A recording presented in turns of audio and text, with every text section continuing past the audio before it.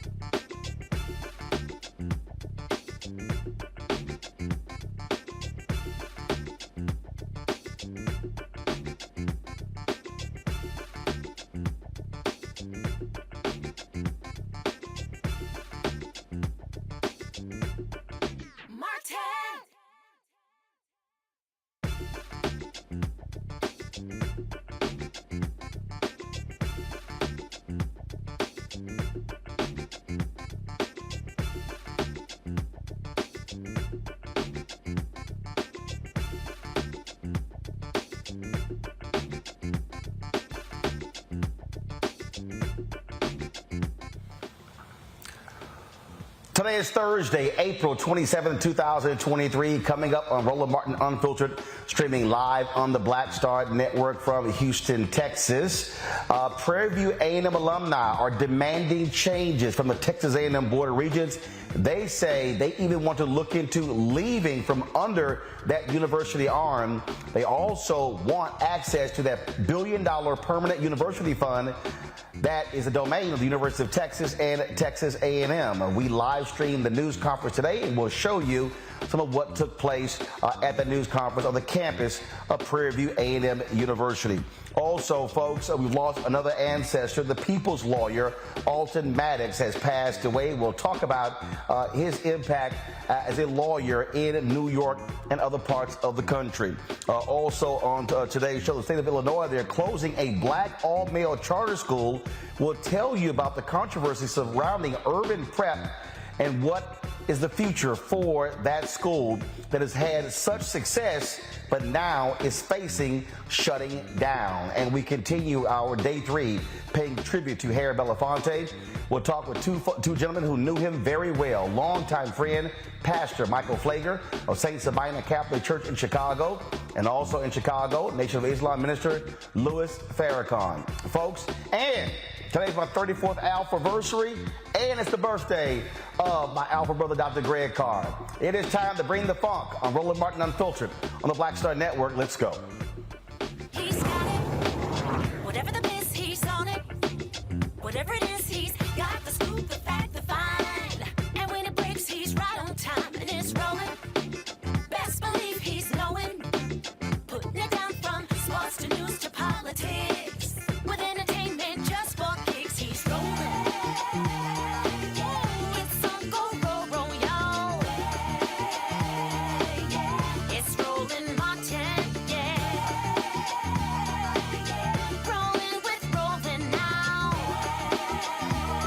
He's funk, he's fresh, he's real, the best, you know he's Roland Martin now.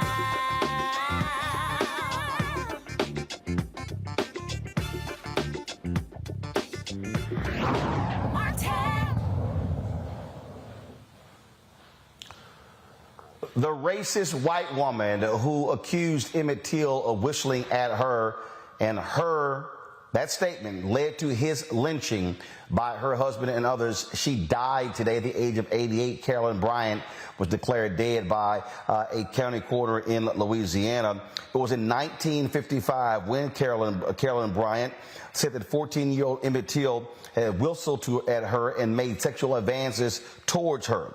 Those accusations were enough for her husband and others to go and kidnap Emmett Till, as well as lynch and viciously murder him. It was that lynching that struck a nerve in Black America and really led to the launching of the Black Freedom Movement.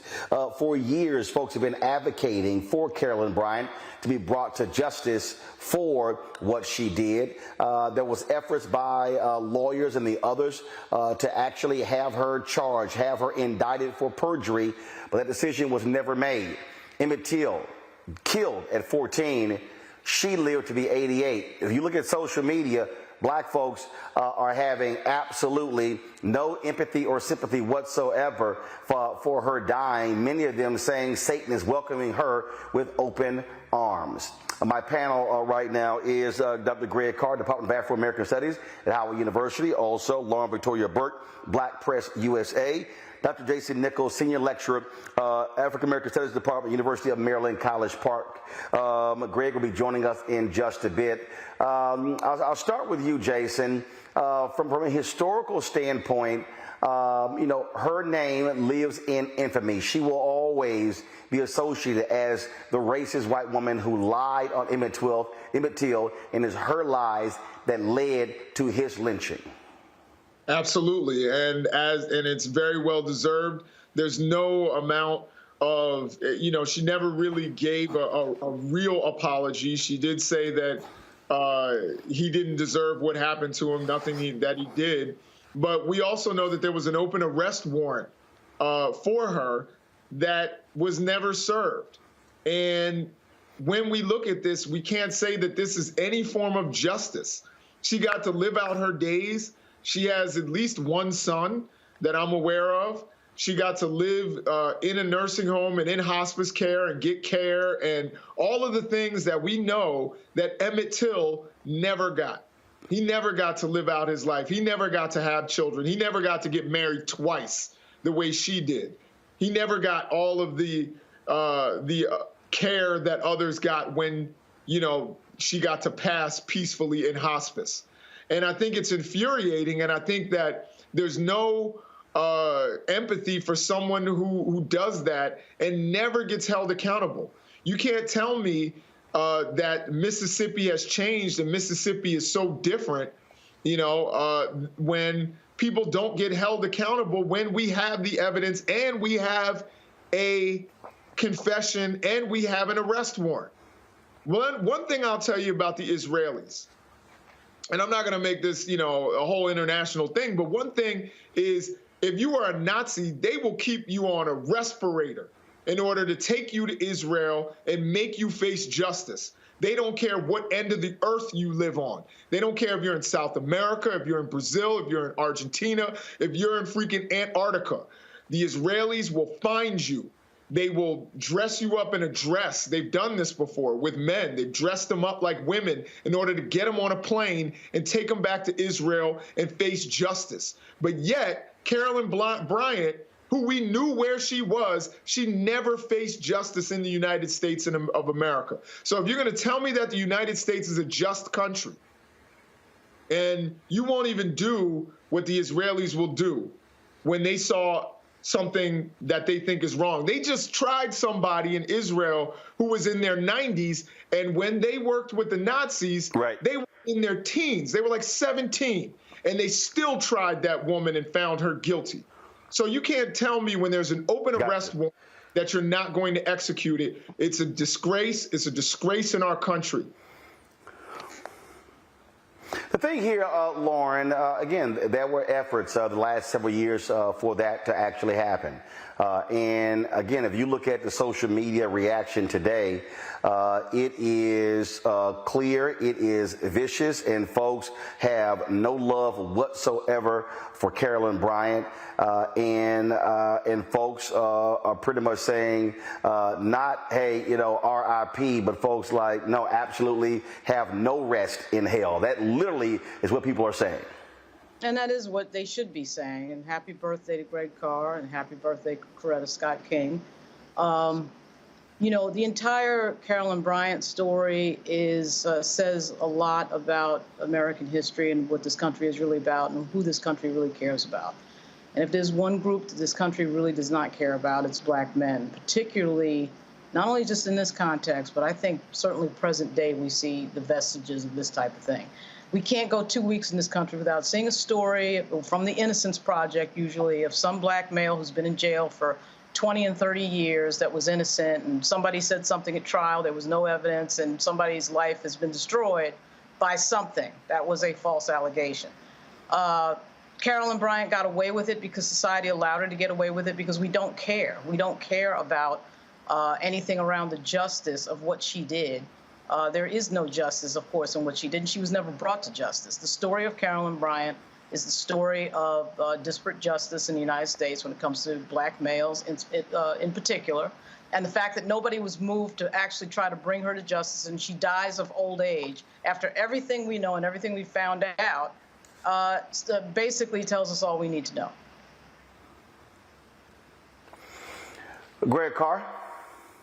Yeah, no, and thanks, and happy anniversary, brother, and thanks, Lauren, and thanks, Jace, for that, those birthday wishes. You know, Carolyn Bryant, in my mind, died in August 1955, and ever since then, she's had every day to try to reclaim a little bit of her life. Today, her body joined her character, her reputation, her name in eternal death. I have been thoroughly enjoying our people on social media. And the old Miss is dead. And I say that very particularly because the University of Mississippi still goes by the name Old Miss. And when you look at the history of University of Mississippi, Old Miss was a name that they took because it refers to the white woman who lived in the plantation house. The old Miss is dead. The New York Times and others keep referring to her as a former beauty queen. She is a beautiful example of white supremacy. And since we are in a criminal enterprise called United States of America, and as far as I'm concerned, there is and there will never be a we referring to us in the United States, it's very clear that she was protected by the United States, the federal government. She was protected by the media that Roy Bryant and his half-brother J.W. Milan sold their story to after they were acquitted. She was protected by the state of Mississippi. She was protected by Dr. Timothy Tyson, who took her confession and sat on it until he could write his book, The Blood of Emmett Till, a book that I have, but not that I bought, because I would not spend one penny on an academic that held that for 10 years. The old miss is dead. She died in August 1955, and her body today joins her character, her reputation, and her name. And wherever she is, it ain't where Emmett Till and Mamie Till Mobley, it ain't where Medgar Evers and T.R.M. Howard, it ain't where none of the Africans who are venerated ancestors are. She dies today, finis, it's over. Folks, going to a break. We come back. We'll talk about the passing of the people's lawyer, Alton Maddox, in the Bronx. We'll also share with you Prairie View A&M Alumni University demanding changes from the Texas A&M University system when it comes to the governance of Prairie View, including access to the Permanent University Fund, which is a multi-billion-dollar fund in the state of Texas that funds the largest two institutions, higher learning. They also say that they want to see finally a Prairie View A&M graduate as a member of the Texas A&M Board of Regents. We'll have that for you. Also, we'll talk with the leaders of Urban Prep in Chicago. It has gained a lot of attention over the years for sending 100% of their graduates to college, what they've done with young black boys there in Chicago, but they're now about to shut down. It is a significant fall from grace. We'll tell you exactly what is going to happen next with Urban Prep. And also, I got a few words to say about fraternities, sororities, and hazing. Yeah. Plus, in our second hour, Father Michael Pfleger and Minister Louis Farrakhan will share their thoughts and reflections on their good friend, the late Harry Belafonte. Lots for us to cover here on Roland Martin Unfiltered on the Black Star Network. We'll be right back. Next on the Black Table with me, Greg Carr.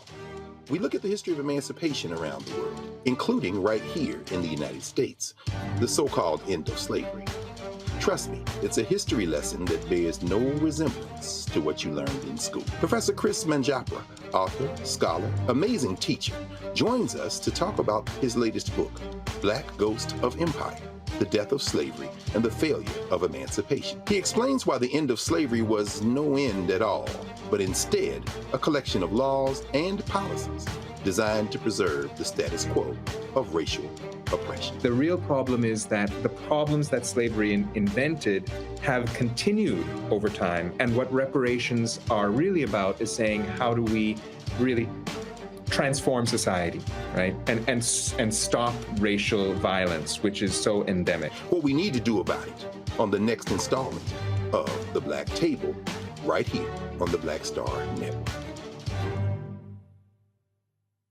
Black Star Network is here. Oh, no punch! I'm real revolutionary right now. Thank you for being the voice of Black America. All momentum we have now, we have to keep this going. The video looks phenomenal. See, there's a difference between Black Star Network and black-owned media and something like CNN. You can't be black-owned media and be scared. It's time to be smart. Bring your eyeballs home. You dig?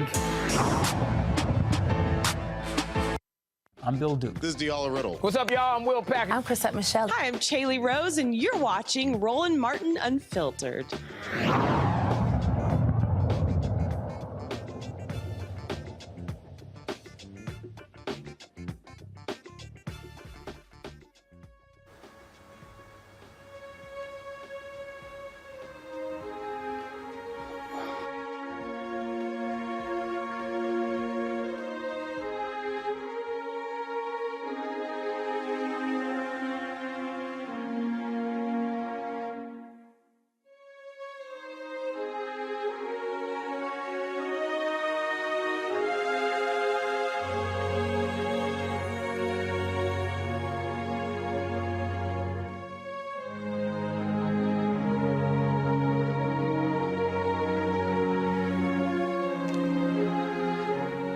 A prominent defense lawyer in New York who took on a number of high-profile cases, many of them involving African Americans, has died. Alton Maddox Jr. died at the age of 77 in the Bronx just a few days ago. Actually, over the weekend, he died in a nursing home. No cause of death was released, but Maddox had suffered from dementia. He was born in Michigan, grew up in Georgia, graduated from Howard University, and received a law degree at Boston College. A violent encounter with Georgia police cemented his commitment to fighting against rampant racial injustice in police departments. He worked for the Harlem Legal Services and went on to lead a juvenile justice project for the National Conference of Black Lawyers. He began his law practice in 1981, quickly gaining a reputation in New York for advocating for black victims of police brutality. Using the media to deploy accusatory rhetoric at New York's law enforcement, he described himself as an attorney at war. He was also often called the people's lawyer. There were a number of cases that he was involved in over the years, oftentimes working with Reverend Al Sharpton, as well as fellow attorney C. Vernon Mason. Those cases involved Cedric Sandiford, one of the black men who was accosted and chased by a group of whites in the Queens neighborhood of Howard Beach. Also, he represented the family of Michael Griffith, who died after he was struck by a car during that Howard Beach attack. He also represented Tawana Brawley, the black teenager who claimed that white men had raped and abducted her in 1987. That was later determined that was a hoax. And when you look at the coverage today, Greg Carr, of his passing, all of these various media outlets have locked and loaded and focused on the Tawana Brawley case. But that one case does not define the legal career of Attorney Maddox. No, it does, Roland. And, again, everybody listening to this and those who will watch it later on the various platforms, and if you haven't downloaded the Black Star app, you need to do that. This is the only place where this conversation is going to take place. This is the importance of black-owned media. Alton Maddox was and will always be a hero. I clerked the summer of 1989 at the NAACP Legal Defense Fund in New York. And as you well remember, Roland, and covered at the time, I'm sure, this man was at the center of the cases that framed the 80s and 90s. Michael Stewart. He framed the Howard Beach incident. He got two special prosecutors put in place, one for Howard Beach. The brother who was killed by the white boys out there, Yusef Hawkins in Brooklyn. This is the man. Al Sharpton was facing almost a 60-count indictment, the tax evasion. Al Sharpton's lawyer was Alton Maddox, and Alton Maddox got him acquitted. Alton would say, put 12 in the box and I will win. He said, I don't believe in plea bargains. I'm not going to plead. He didn't plead for his law license when they drove him out of the courtroom because he was too effective. It is a tragedy that we don't know more about this. And I'll end with this. Alton Maddox, I spoke at the Slave Theater. He was a columnist for the Amsterdam News. He had an organization, he and his wife, Leona, called the United African Movement. I spoke for them a couple of times, once in Brooklyn at the Slave and once in Harlem. Alton Maddox, I never saw him down. I never saw him sad. He always had this great optimism, this ebullience, and he would say, black people must contend with this American legal system, but we should never, ever expect justice from it. When we go into the courtroom, we are going to war. That man was a hero, Roland, and I'm glad you're covering him tonight. Lauren, again, when you think about New York City in the 70s and 80s, we're only talking about being a decade, 2 decades out of the Black freedom movement. And there were so many cases. And Alton Maddox was the go-to attorney for many African Americans who were dealing with racial injustice there in the Big Apple. Yeah, he was on TV all the time. I remember when I was a kid, he was on TV all the time, obviously with Al Sharpton. And as Greg just said, not just for the Tawana Brawley case, there were so many cases, there were civil rights cases that seemed like nobody would take or were obviously unpopular to the mainstream white media in New York, and Alton Maddox was a part of those cases. And in fact, you'd referred to it, Roland, the difference in coverage. The Clyde Haberman obit in the New York Times tonight, that should be used in any class when we talk about implicit bias and race and the difference in media coverage when it comes to black people and white people and how black people are covered. It is an outrageously bad obit by the New York Times. I'm not really completely shocked, but the obit really only covers, of course, Tawana Brawley, and it goes through every negative thing that they could come up with about Alton Maddox, and then leaves out everything that he did that would be called, would be the work of any civil rights attorney. But it is an extremely good example of the double standard in the media when it comes to race. And particularly when somebody is fighting for racial justice or anything having to do with racial justice, there are these two stories that are told. And so when you read the Amsterdam News obit, it is, of course, nothing like nothing like what the Times does, which is complete inaccuracy on the life of Alton Maddox. I mean, Jason, that's why the nation's first black newspaper, Freedom Journal, said we wish to plead our own cause. Too long have others spoken for us. I was talking to some folks earlier in a group chat, and they were angered by the white mainstream media coverage on the passing of Alton Maddox Jr. And they should be. And I'm just sitting here looking at some of the obituaries and seeing the real differences between the different media, including, it's not just the New York Times, it's the Washington Post, it's the AP, which is supposedly like nonpartisan. Everyone says the Tawana Brawley hoax. That's what they bring up, which, by the way, if you go to the black community in New York, and I'm originally from New York, and you would talk to my grandfather, he believed something happened to Tawana Brawley to the day he died. You know what I mean? There are people in New York who still believe something happened. Now, I'm not saying that's the case, but there's definitely people who still believe that. The other thing is, if you look at what the black media, the Amsterdam News, even the New York Daily News, which is not black media, even they are saying, hard-charging civil rights attorney. And he was involved in all these other cases that were mentioned, earlier. And I was so glad to hear our good brother over there at Howard University bring that up, the fact that, the Howard Beach cases. I remember those situations where black people couldn't go into certain neighborhoods in New York City. Everybody thinks that New York City is the Manhattan of today, where they've gentrified everybody, all the brown people out. So all of a sudden, you have this, and that it's, the 42nd Street of today and all of that, and everybody kind of gets along. And that's not that that's the case even today, but, there were certain neighborhoods you couldn't go into Bensonhurst. When I was young, you couldn't get on the wrong train and end up in Bensonhurst and walk up that train platform. You couldn't get off in Howard Beach or certain parts of Queens, the parts of Queens where our former president comes from.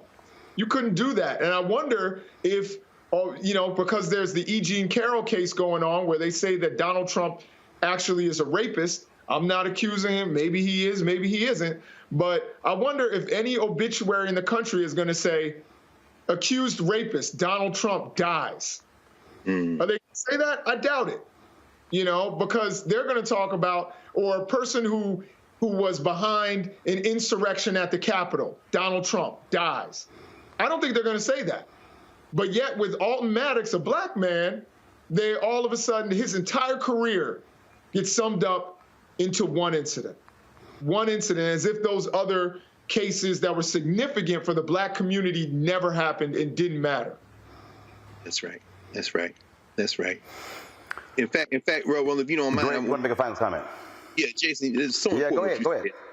What you said, Doc, is so important, because the reason that they came against him around Tawana Brawley is because he would not put her in harm's way. Remember, the disciplinary board called for Maddox and eventually suspended him from the practice of law because he would not come to testify about how he handled the Tawana Brawley case. It wasn't a matter of whether she did or didn't do it. It was a matter of, you're not going to throw this girl to the wolves. Right. This is a very important lesson for us to understand. So these racists, and this is what I'm talking, I'm really personal, but there are 3 lawyers who I personally knew who I said made me reconsider perhaps practicing law. Alvin Maddox was one, Chokwe Luman was the other, and Ava Muhammad was the third. This man was not only fearless, he was a brilliant courtroom lawyer. Every obituary that drags him reveals the lack of character and the worthlessness of the white media. You shouldn't have the honor of putting Alton Maddox's name in your mouth. This is why this network is important. And if you don't know the name Alton Maddox, if you know Ben Crump, you better know Alton Maddox. Facts. Alton Maddox Jr. passed away at the age of 77 years old. And we'll certainly provide for you information once we get it with regards to funeral arrangements. And as Lauren said, if you want to check out a proper obituary on his life and career, go to the Amsterdam News, black newspaper, the Amsterdam News. All right, folks, got to go to a break. We come back. We'll talk about Urban Prep, a school for black boys in Chicago. It's had huge success. Why are they closing their doors? We'll talk with the leader of that campus next on Roland Martin Unfiltered on the Black Star Network. When you talk about blackness and what happens in black culture, we're about covering these things that matter to us, speaking to our issues and concerns. This is a genuine people-powered movement. There's a lot of stuff that we're not getting. You get it, and you spread the word. We wish to plead our own cause. Too long have others spoken for us. We cannot tell our own story if we can't pay for it. This is about covering us. Invest in black-owned media. Your dollars matter. We don't have to keep asking them to cover our stuff. So please support us in what we do, folks. We want to hit 2,000 people, $50 this month, raise $100,000. We're behind $100,000, so we want to hit that. Y'all money makes this possible. Checks and money orders go to P.O. Box 57196, Washington, D.C. 20037-0196. The Cash App is $RM Unfiltered. PayPal is R Martin Unfiltered. Venmo is RM Unfiltered. Zelle is Roland at RolandSMartin.com. Hi, I'm Dr. Jackie Hood Martin, and I have a question for you. Ever feel as if your life is teetering and the weight and pressure of the world is consistently on your shoulders? Well, let me tell you, living a balanced life isn't easy. Join me each Tuesday on Black Star Network for A Balanced Life with Dr. Jackie. We'll laugh together, cry together, pull ourselves together, and cheer each other on. So join me for new shows each Tuesday on Black Star Network, A Balanced Life with Dr. Jackie.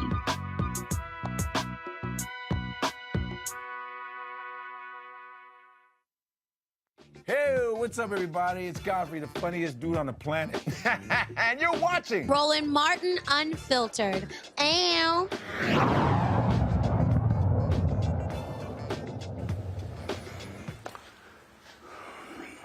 A charter school in Chicago that has generated significant attention and success over the years is slated to close its doors. Urban Prep Academy. They have been denied by the Illinois State Board of Education. They've been denied the school's appeal to keep control of its 2 remaining campuses. The state board says Urban Prep was poorly run and not financially responsible in recent years, saying it did not have the best interest of students in mind. Now, school leaders continue to deny these claims. Joining us now from Urban Prep is the Chief Academic Officer, Dennis Lacewell. Dennis, glad to have you on the show. So first and foremost, for a lot of people, we heard about Urban Prep, Tim King. He was lauded in magazines and newspapers and by groups and all around the country. So where all of a sudden did things go wrong with Urban Prep based upon what we're seeing here? Tim King is no longer involved with the school. He was forced out, the foundation as well. There were allegations of him being involved with former students, all sorts of different things like that. And so what in the world happened to what was a huge success story?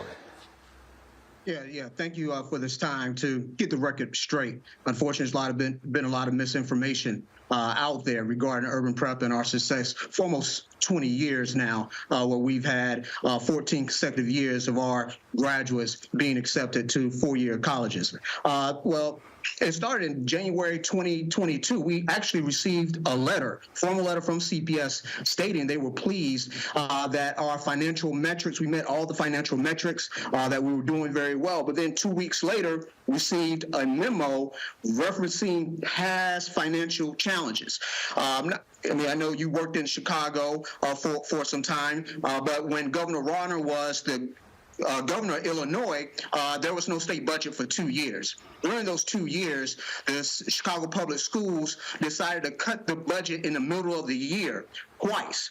And instead of other schools that cut programming, fired teachers, Urban Prep, we did not do that because we wanted to make sure we provided those services, experiences, and opportunities for our young men. So we took out loans. We, used credit cards to close that gap.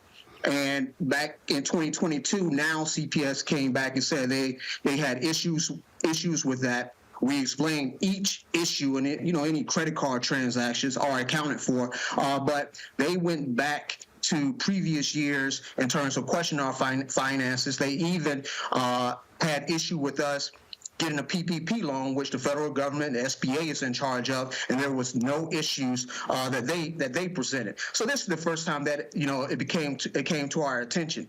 And as you referenced, we had a 29-year-old man who made an allegation on Facebook, and he just stated verbal abuse on Facebook, and then CPS started digging into that. And then they made allegations against our former CEO. But there were 3 independent investigations, 2 by DCFS, who's in charge of such issues, came back unfounded. And then we hired an independent investigator, and they found that there's nothing substantiated and unfounded. It was only CPS who claimed that these allegations were true. And so this is the stem of all of these issues. But last Tuesday, we filed a lawsuit against CPS because in Chicago and Illinois, the state legislature passed a law in December 2021 that there should be no school closings until 2025 when there's an elected school board. If you remember, in 2013, Chicago closed about 50 schools in Black and brown communities, and this caused a huge problem. So state legislator made a law that stated that until there's an elected school board, there should be no school closings. So we have a pretrial hearing next week where we feel very confident, and we hope that this case definitely will get heard. It will be some time, but we've also filed a restraining order against CPS for taking this action to close our schools. So right now, is the school still open? Yes, there's no impact on any of our schools or anything through June 30th. As a matter of fact, I have my Winston-Salem State University I'm a graduate of. We had our 14th annual signing day downtown in Daly Plaza.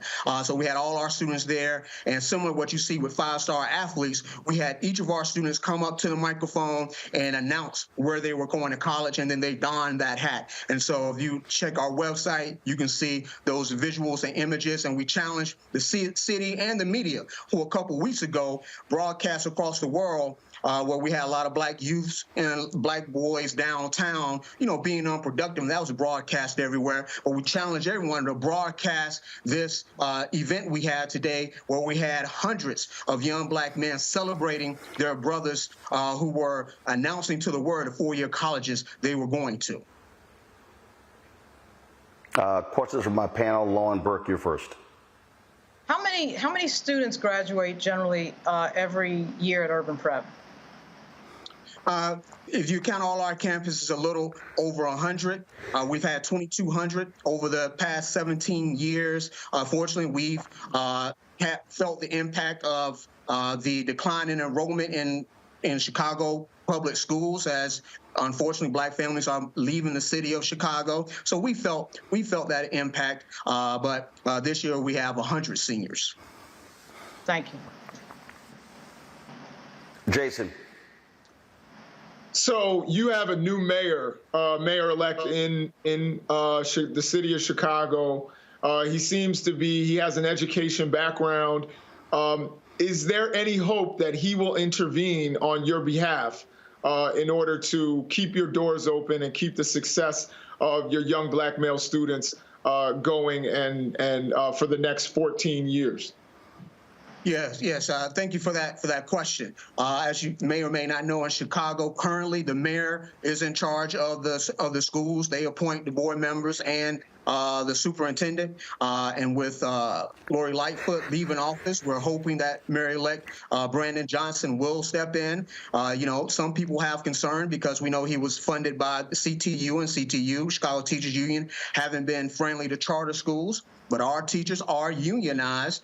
We hope that he's willing to step in, because we agree with the statement he made about those events that happened a couple weeks, that we should not demonize our young people, particularly when their communities have been starved of opportunities. And Urban Prep, for almost 20 years, have fed the community, and particularly black boys with experiences, opportunities for them. So we're looking to get a meeting with him. He's inaugurated on May 15th. We hope that he does step in and reverse this decision. But if not, like I said, we're prepared to go through the courts, because we understand as black people, to get our rights and laws enforced, you have to go to court. Thank you. Greg Carr. Thank you, Roland. And thank you, Brother Lacewell. I have a couple of questions. One, they say they're not going to close the schools, but they may have a transition to another formation in CPS. And so I don't know what necessarily that might look like. But the other question I have has to do with the two state board members of the board from the state, Donald Leak and James Anderson, who abstained from voting. I know Dean Anderson very well. He's a legend in the field of African-American history of education, and he abstained. I'm assuming that's because he's so recently appointed to the board, maybe. But Donald Leak also abstained, and she said it's important to have options for black boys. Any insight on why these two black members, appointed, of course, by the governor to the State Board of Education, abstained in this case? Yeah, thanks. Great question. First, I'll address in terms of this replication that CPS is referring to in court. In our lawsuit, we are referencing that because never in the history of charter schools in the city of Illinois has CPS ever not renewed a charter school and then say we're going to adopt the model.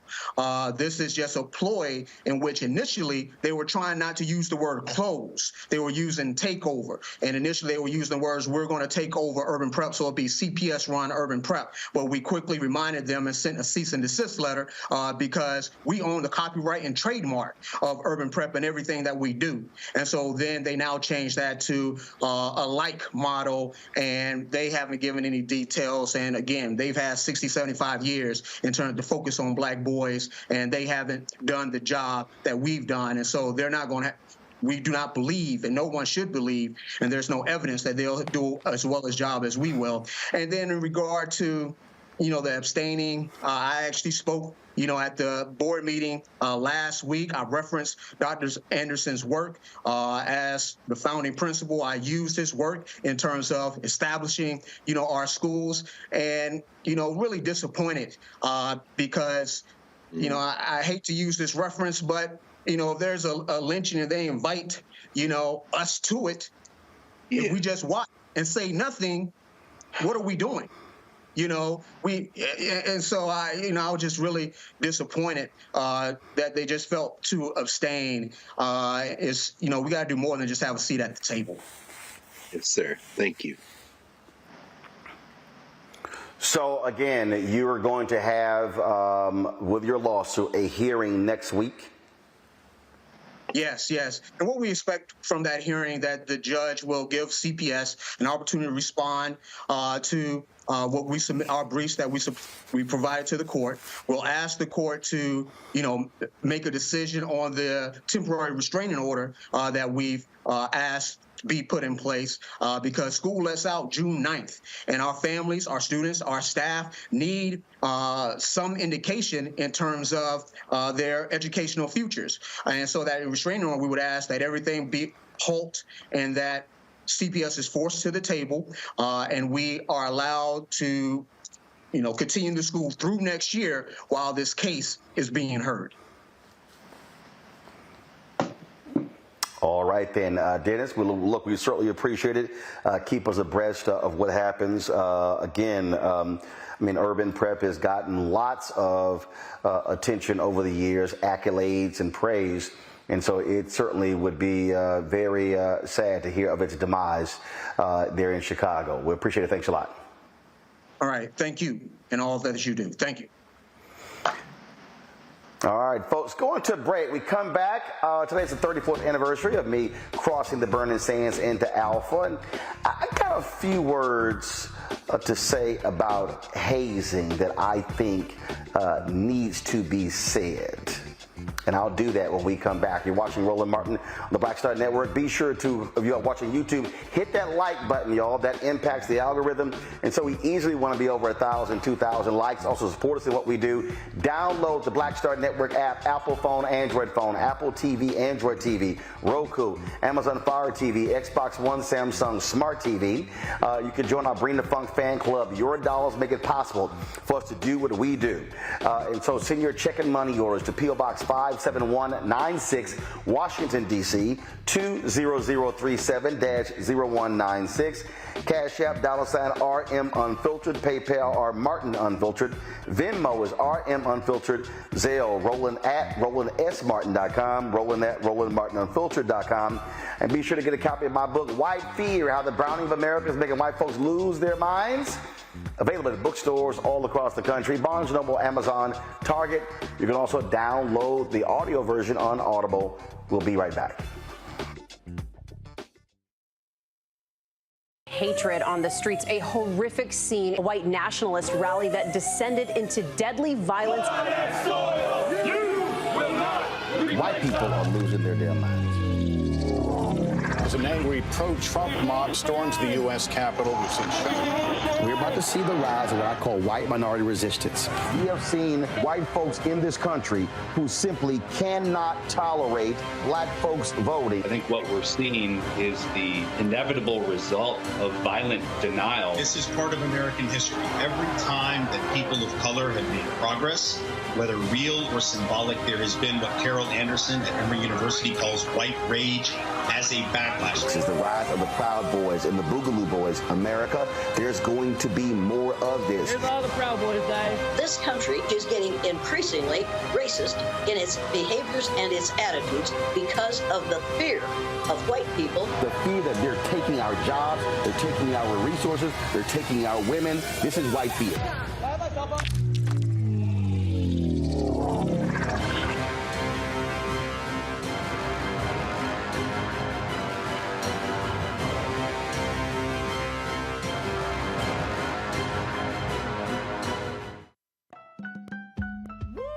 We're all impacted by the culture, whether we know it or not. From politics to music and entertainment, it's a huge part of our lives, and we're going to talk about it every day right here on The Culture with me, Faraji Muhammad, only on the Black Star Network.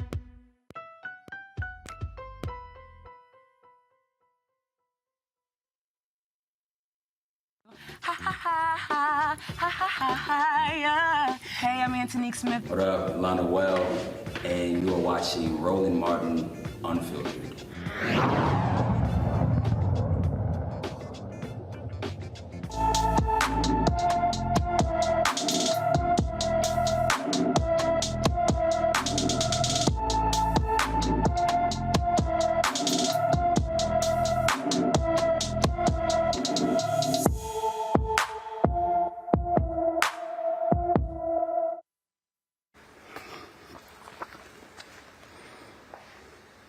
All right, folks, in today's Black and Missing, we have Guinevere Smith. She left her Salt Lake City home on March 19th of this year, has not been seen since. The 16-year-old is 5 feet 5 inches tall, weighs 125 pounds, with black hair and brown eyes. She may go by the nickname Gwen. Anyone with information about Guinevere Smith is urged to call the Salt Lake City, Utah Police Department at 801-799-3000, 601-799-3000. All right, folks, at 8:38 p.m., 39 seconds, tonight, 34 years ago, I crossed the burning sands into Alpha Phi Alpha. Today is known as my Alphaversary. It has been a glorious ride the last 34 years, being a part of the Brotherhood of A-Phi-A. I did an interview a few weeks ago with Vlad TV, and I was asked a series of questions. And one of the questions was asked about the idea of hazing. And I began to talk about what I refused to allow to be done to me when I pledged and how I disagreed with others on this. And I talked about how I said there's no way in hell I would let somebody my age beat me for some damn letters. And so I've gotten emails and phone calls from different folk, and I've seen other folks post excerpts of what I had to say on various platforms, folks saying, oh, you're a paper alpha. I don't really give a damn what you think because that's stupid to me. And then folks like, oh, you didn't earn it. And so others were like, well, we shouldn't be doing those things. Others were like, well, no, that's the problem. We got people who haven't properly earned their letters. So this is why I think it's important to say this. If you are somebody who believes that physically beating and hazing a brother or a sister to wear these letters, you have no reason or credibility to even wear them. Now, why am I saying that? There are people who criticize the intake process today for our fraternities and sororities. Why do we have today's intake process? Because of the fools who were beating and hazing folks before. Earlier we talked about Emmett Till being lynched at 14 and Carolyn Bryant dying at the age of 88. And as I sit here talking about this being my 34th year of Alpha, I think about a young man who didn't get to see 34 years of Alpha. And this actually happened in 1989. There's a young man named Joel A. Harris. Joel A. Harris hailed from the Bronx. Joel A. Harris should be celebrating his 34th Alphaversary. But Joel Harris died while pledging Alpha at Morehouse in 1989. Joel Harris had open heart surgery when he was 2 years old. And when he was pledging, he was repeatedly struck in the chest, punched in the chest. Joel eventually died from being punched in the chest. No black parent sends their child to college expecting them to come back in a body bag. And if there's anybody out there who has a problem with my hardcore stance against hazing, you can kiss my entire ass. Because you are operating with the same thuggish mentality as gangs, where they beat up a gang member as their entry into the gang. There is not a single great Alpha or member of any other fraternity or sorority that became great because of how they were pledged. They became great because of what they did after they left college. And so when we talk about how are we supposed to be making great alpha men, great AKA women, great delta women, great omega, kappa, zeta, iota, sigma, gamma, rho, sigma. You don't do that by beating the hell out of somebody, by damn near waterboarding them, by making them run until they fall out. I remember I was reading a New York Post article from several years ago where there was a guy who was pledging a grad chapter of Omega. He was beaten so severely with a paddle, he was hospitalized. I remember there was a AK chapter, I think it was in North Carolina, where they were branded A's on their arms. Why is all this important?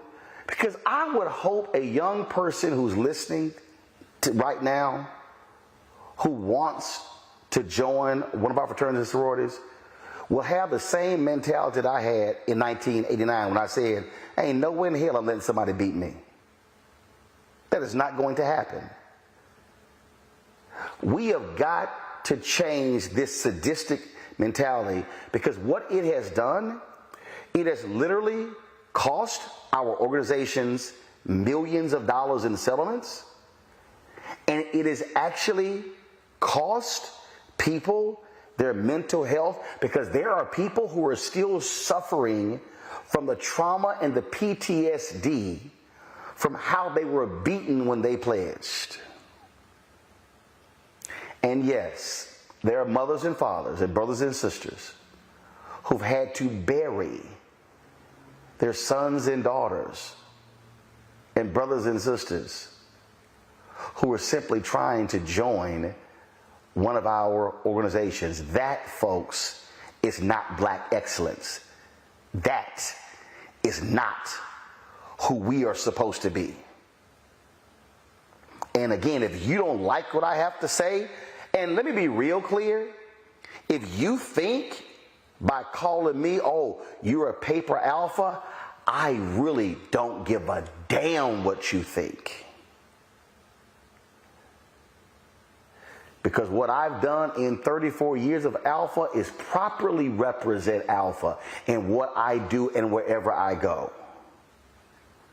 And I'm completely unfazed by the childish names and phrases folks use to describe someone who had the decency to say, ain't nowhere in hell you're going to whoop my ass for some letters.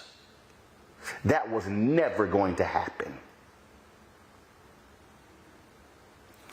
Greg Carr, your thoughts? Well, brother, I don't think anybody can justify violence. And those of us who have pledged, certainly at 58, I suppose, to this younger generation, we went through the dark ages, so to speak. But to the people who were before me, I think about one of my Jegnas, Nate Norman, who pledged Alpha at Ball State. And he said, we pledged a whole year. And if I thought 1985, when I was 19, was bad, and I say all that to say this: I joined Alpha Phi Alpha because I was in the marching band in Tennessee State. We went up one afternoon to go look at the fraternity books because my friend wanted to be a Sigma, and I didn't know anything. I'm first in my family to go to college. And so they're looking at the Sigma book, and I saw the Alpha book, and I said, let me see that one. And then when I saw Martin Luther King and Paul Robeson and Duke Ellington and W.B. Du Bois, you name it, I said, Jeff Jones, I said, now, can you be in more than one? And they were like, no. I said, well, all the people we look up to are in this book. So why would I want to be in any of them other ones? That's how I made my choice. At 19 years old, I'm not proud of some of the things I submitted to in order to get into Alpha Phi Alpha. And if I had to do it today, I wouldn't do it the same way.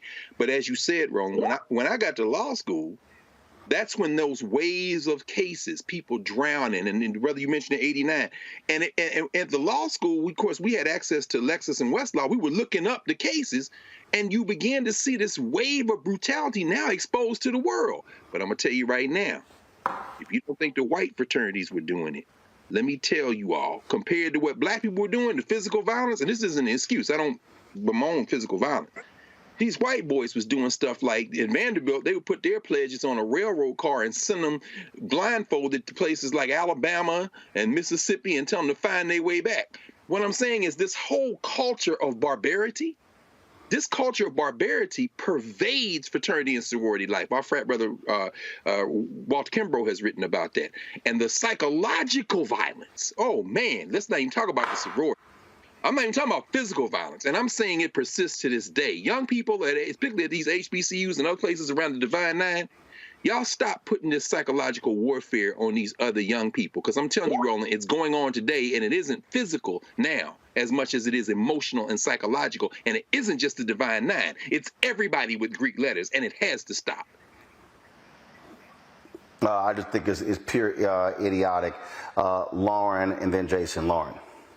Yeah, I think there's just sort of a weird need to be able to like brag about the tough time that you went through when you pledged, and I think that's what people are hanging on to when they say, which makes no sense to me, that somebody is a paper alpha, and it just absolutely makes no sense. But in some of these, organizations where people know that it's, hard to get to the point of membership, I think the older members just want to brag about like what they went through. I mean, I've got a relative that went to West Point, and in the military it's the same sort of culture, the sort of, wanting to refer to what was done decades ago, and if you didn't go through that same thing, then you're not real, and all of this. And I have to tell you, I have a lot of favorite alphas in my life, two of whom I'm talking to right now, and one of whom is Congressman Bobby Scott, and I always sort of bother him, I always bug my alpha friends to try to find out what the initiation thing was, and, true to the alpha code, nobody will tell me. But I remember Congressman Scott telling me one time that there was some sort of rule in there about if he was in the library, he was protected from being hazed. And so he was in the library all of the time. But inadvertently, I guess, a good thing in terms of avoiding hazing. But the whole thing to me is just sort of oddly connected to wanting to brag that you went through something crazy. But Roland, you're absolutely right. I mean, nobody cares. I mean, the Alpha Phi Alpha is such a storied fraternity. I mean, the Martin Luther King alone being in the fraternity is incredible. And so I have no idea what else this is connected to other than the wanting to brag that you had been through some crazy initiation ritual. Oh, yeah. And Jason, that literally is the mentality. Folks will go, oh, I went through great time. Folks played it for a whole year. I mean, people like, you played for 4 weeks? Oh, my God, how dare you? And I had to remind people, I said, first of all, when we played, my number one was the first black drum major in Texas A&M history. Number two was the president of the National Association of Black Accountants. Here I am going to the board of NABJ as a student representative. Number 4 was a starting point guard of the basketball team. Number 5 was student government vice president. That's going into Alpha. So this whole, see, again, this whole idea that we have to beat people and oh, you got to earn your letters by being hazed. I'm saying that is beyond idiotic, because that's not how you actually build character. Because, again, when I'm looking at, that brother should be celebrating his alphaversary. He's dead. He literally died because somebody repeatedly punched him in his chest. Ain't no way in hell I'm going to cape for that. Jason, I got about maybe comment before I got to go to a break, and then do our third day of Harry Belafonte tribute. Yeah, I'll just really quickly say, I'm not qualified necessarily to speak on fraternities or sororities since I'm not a member, but I will say that I think as a community, we need to think about how we approach violence. I think of the same thing when we talk about beating our children. I think there's a lot of people out there like, well, I got whooped when I was a kid, so it's fine, and I'm okay. And I'm like, you're probably not as okay as you think you are. And number 2, that doesn't mean we need to do that to our children. So I think there's a culture of violence that we need to let go. I think some of it does come from our period of enslavement, and we need to let go of that mentality in so many different ways. And yes, if I were part of a fraternity, I would want people like Greg Carr and Roland Martin in my fraternity, because I know they represent what the fraternity stands for. I don't need the toughest guy all the time. I don't need the guy with the biggest muscles. It might be fun to jump around at the party. I wanted to pledge a fraternity that wasn't at my campus at the time, and I was literally lifting weights because I wanted to take my shirt off at the party, and be a part of a frat, But now I realize that what really helps those organizations is when they have real solid brothers who do for the frat, who do for their brothers, who are there for their brotherhood.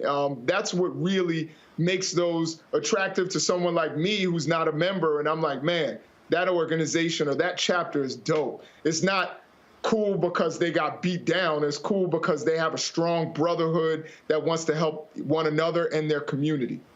Mm-hmm. All right, folks, got to go to a break. We come back. Pastor Michael Pfleger reflects on his longtime friendship with Harry Belafonte. In the second half hour, we'll be joined by Nation of Islam minister Louis Farrakhan. Will also share his thoughts about the man who supplanted him as the Calypso King. We'll talk about that. And for folks who don't know that story, they probably will get a kick out of how Belafonte and Farrakhan were both linked to Calypso. Yes, you got to wait for it. You're watching Roland Martin Unfiltered on the Black Star Network. I lost my daughter. I didn't know where she was. So I had to figure out how to survive, how to eat, how to live. I don't want to go into the details because she's here, first of all. She may not want me telling that story.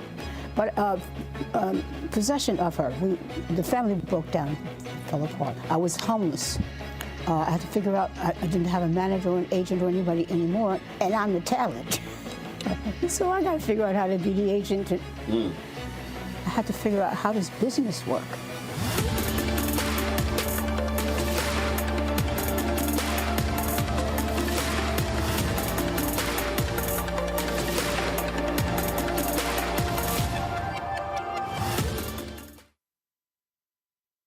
On the next Get Wealthy with me, Deborah Owens, America's Wealth Coach, Dexter Jenkins is a faith-based financial mentor with more than 20 years in the financial services industry.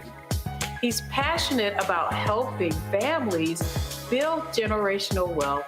Even though I'm talking about things like prayer, I'm talking about things about reading the word, I'm talking about things like fellowship, I'm talking to members who are dealing with losing their houses, or I'm talking to members who, because of a lack of the handling their finances, they're working 2 and 3 jobs. And so what I'm finding is that they're not coming to church because they don't have a handle on their finances. We're talking how to get wealthy through faith and our finances on the next Get Wealthy, right here, only on Black Star Network.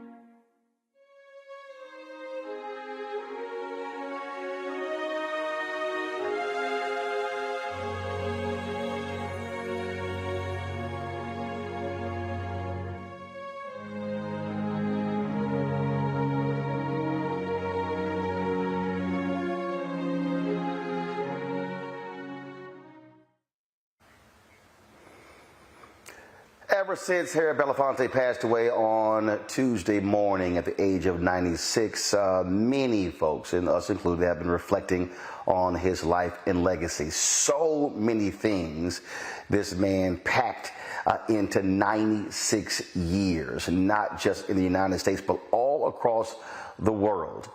Well, a few years ago, when I was in Chicago, I had an opportunity to listen to Mr. B give a lecture at St. Sabina Catholic Church that is led by Pastor Michael Pfleger. They have known each other for years, and so Pastor Pfleger joins us right now on Roland Martin Unfiltered. How you doing? All right, Roland. Good to see you. How you doing, sir? Good to see you as well. First time you and Mr. B met? Wow. Probably some 30-something years ago. We met, there was an event here in Chicago, and I ran into him, got a chance to speak to him at that, and then invited him to come on out to the church. And he came for year after year after year after year to come and speak here at the church. He whenever he was in Chicago, he'd come by here to visit. Many times he had this movement of the gathering that he had formed and had their meetings here when they were in Chicago. Went out for his 80th birthday celebration in New York, and then he was turning 90 last time he was here, and so we had a celebration for him here at St. Sabina, and you saw the picture there of the cake we celebrated for his 90th birthday. But one of the most amazing human beings I've ever met in my life. And look, when he came every year, it was always a packed house because so many people wanted to hear what he had to say, and he was not afraid to touch on many of the thorny subjects of the day. No, he. One of the things I so loved about him, Rome, was his boldness. He was what he believed and what he stood for. He was unashamed about, and he spoke it freely. Spoke it wherever he was, and whether it was in a pulpit in a church or in a conversation at a restaurant, he stood by what he believed and paid the sacrifice for it.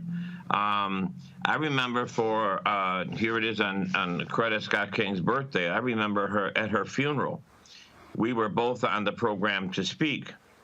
I was meeting him in the hotel where we were both staying that afternoon. We were going to go to dinner, and then we were going over to the visitation at Ebenezer. I'm waiting in the lobby when somebody came over to me and said, "Are you Father Pfleger?" I said, "Yes." He said, "Mr. Belafonte is on the phone for you." And I got on the phone, and I said, "Where are you?" I said, "I'm waiting for you in the lobby."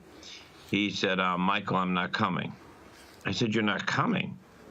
And he told me that the night before he had received a call, and I guess President Bush people had called Eddie Long, the bishop over at New Birth, where the funeral was being held, and told them that if Belafonte was going to be on the program and there and on the dais, that he was not, Bush was not going to come, and he could not be on the dais. And Eddie Long agreed to that and had Harry Belafonte canceled from the program.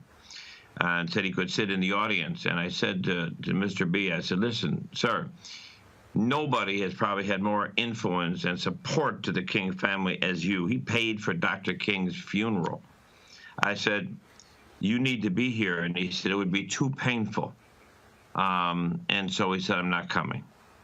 And it was very, very, I talked to him almost every day for the days immediately after that, and it was very, very painful for him. Remember it vividly, and I remember when MLK III came to Chicago. I was running the Chicago Defender, and we had quite a contentious discussion about what took place. And it was really a couple of days ago. We actually showed the video. I was also there at the National Action Network conference in 2017, 11 years later, when Harry publicly said, "Let's close this." But yeah, that angered a lot of people because of what he did, not only for Dr. King, but for Coretta Scott King, for all of the children. And folks said, "So you wanted all living presidents to be there, and you literally would sacrifice the very man who saved you, who paid for housekeeping, who paid for school, who did all those different things." That was a very, very hard thing for him to have to deal with. Yeah, I think he was angry about, but what I saw time and time again was his hurt. He, as you well know, Ron, he absolutely loved Dr. King. I remember him sharing with me the first time he met Dr. King down in the basement of Abyssinian after Dr. King was speaking there, and there's this beautiful picture in his apartment of that meeting that took place. And he said he walked away from that meeting saying, "I will do whatever I have to do in my life to support this man personally and financially." And he did. I mean, he brought in Sidney Poitier to the movement and reached out to Sammy Davis Jr. and so many others and brought them in to the movement to support and to be present in it. And he gave his finance. He sacrificed. There were places he was banned from after that because of his political stands and his support of Dr. King. It was unimportant to him. And as you said, he sent his housekeeper down to the King family after Dr. King was killed to help Mrs. King with the children. He loved Dr. King and was, told me I don't know how many times he just was going to spend the rest of his life trying to continue to keep his legacy alive. Hold tight 1 second. I got to go to a break. We come back. We'll got more for you. My panel, they have some questions for you as well.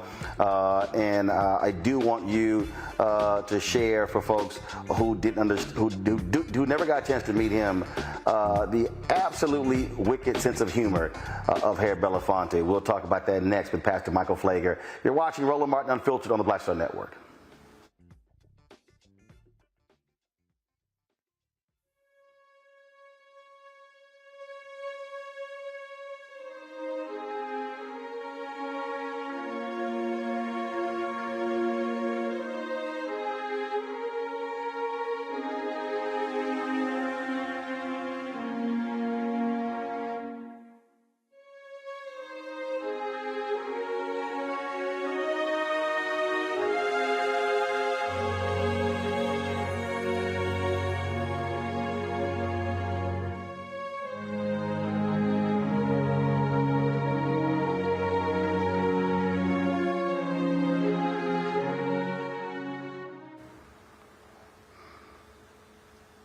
When you talk about blackness and what happens in black culture, we're about covering these things that matter to us, speaking to our issues and concerns. This is a genuine people-powered movement. There's a lot of stuff that we're not getting. You get it, and you spread the word. We wish to plead our own cause. Too long have others spoken for us. We cannot tell our own story if we can't pay for it. This is about covering us. Invest in black-owned media. Your dollars matter. We don't have to keep asking them to cover our stuff. So please support us in what we do, folks. We want to hit 2,000 people, $50 this month, raise $100,000. We're behind 100,000, so we want to hit that. Y'all money makes this possible. Checks and money orders go to P.O. Box 57196, Washington, D.C. 20037-0196. The Cash App is $RM Unfiltered. PayPal is R Martin Unfiltered. Venmo is RM Unfiltered. Zelle is Roland at RolandSMartin.com. On a next, A Balanced Life with me, Dr. Jackie, we talk about a hard, cold fact. Not all healthcare is created equal in this country, especially if you're a person of color. So many of us, Black families, we rely upon each other heavily. A lot of us aren't necessarily sure how to best communicate with our healthcare providers. How to take charge and balance the scales. Your life may depend on it. That's next on A Balanced Life on Black Star Network.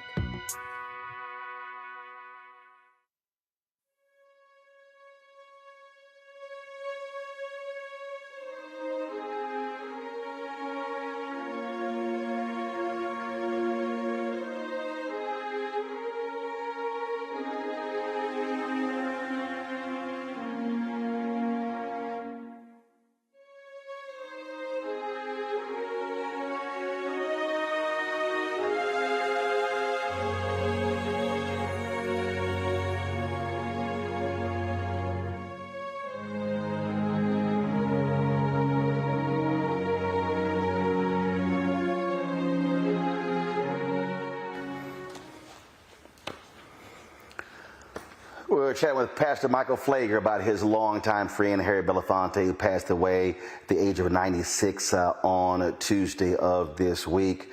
Father Pfleger, we talk about loyalty.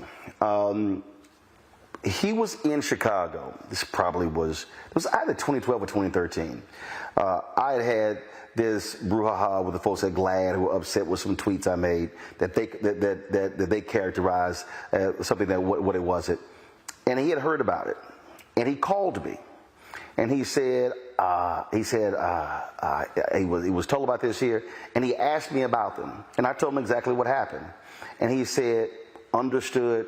He said, if asked, he said, I will absolutely stand by you and be with you. He was someone who was loyal to people who he believed in. Absolutely. And I'm a testimony of that. When I went through that accusation a couple of years ago, he was one of the first people that reached out and said, what can I do for you? What do you need me to do? And I said, sir, just keep me in your prayer. He said, I stand with you 100%. And he said, and whatever you need me to do, let me know. And he was like that throughout his life and all the time that I've known him. You know, one thing, you know, Rowan, and as you know well, we're in a day with a lot of pop-up activists. Or pop up today, they're gone tomorrow. They're here for a minute, they disappear. Yep.